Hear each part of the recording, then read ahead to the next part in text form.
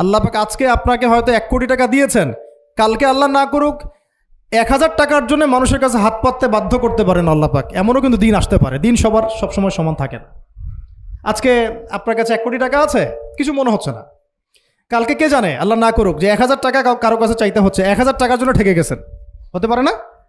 তো রিজিককে মানুষ তাজিম না করলে রিজিক দূরে চলে যায়। দুটো বিষয় খেয়াল রাখবেন, দুটো বিষয়। এক হচ্ছে মাঝে মাঝে মনের মধ্যে কিছু আমল করার ইচ্ছা আসে না? মনে হলো যে আচ্ছা একটু 10টা আয়াত পড়ি, মনে আসে না? মাঝে মাঝে এমন মনে হয় না?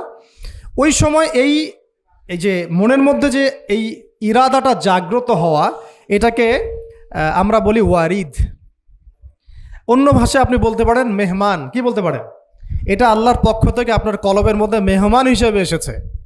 এখন আপনি যদি আমলটা করেন, সেই মেহমান বারবার আপনার কলবে আসবে। যদি আপনি ওই সময় আমলটা না করেন, মেহমান চলে যাবে, মেহমান অসম্মানিত হলে পরে আর আসবে না। একইভাবে রিজিক আল্লাহ পাক দিয়েছেন, এর তাজিম যদি করতে পারেন রিজিক বেশি আসবে। রিজিকের তাজিম সম্মান করতে না পারলে রিজিক আসবে না, বেশি কমে যাবে। উসমান রাদিয়াল্লাহু আনহু সবচেয়ে ধনী ছিলেন না?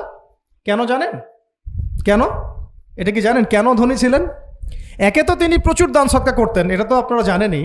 আরেকটা জিনিস অনেকে জানে না, তিনি উটের পিঠে বসেছিলেন, কিছু একটা খাচ্ছিলেন, এই 2-1টা দানা পড়ে গেছে নিচে, উটের পিঠ থেকে নেমেছেন, নেমে সেই দানা উঠিয়েছেন, পরিষ্কার করেছেন, ধুয়েছেন, আবার খেয়েছেন।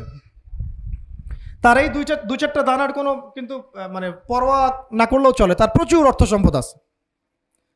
এত অর্থ সম্পদ যে তাবুক যুদ্ধের দিন 30,000 সেনাবাহিনীর দায়িত্ব নিয়েছেন। 30,000 সেনাবাহিনীর দায়িত্ব নিয়েছেন। সেনাবাহিনী যাবে, থাকবে, খাবে, তাঁবু টাঙাবে, সব দায়িত্ব তার। 30,000 সেনাবাহিনীর দায়িত্ব নেওয়া কি চারটাখানি কথা?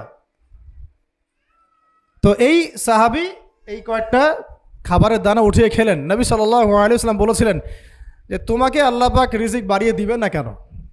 তুমি রিজিকের যে তাজিম, যে সম্মান তুমি করো, এর বদৌলতে আল্লাহ পাক তোমাকে বেহিসাব রিজিক দিবেন।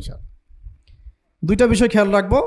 আমলের মেহমান হৃদয়ের মধ্যে আসলে তাকে ফিরায় না দেওয়া, তাহলে সেই মেহমান কিন্তু আর আসবে না। মেহমানকে মূল্যায়ন করলে মেহমান বারবার আসবে ইনশাআল্লাহ। আর রিজিকের তাজিম না করলে রিজিক কিন্তু আপনার ঘরে বেশি বেশি আসবে না। এমনি তো হারামের যুগ, এমনি সুদের যুগ, এমনি ঘুষের যুগ। অলমোস্ট এভরি ফ্যামিলি সুদখোর এখন, অলমোস্ট এভরি ফ্যামিলি।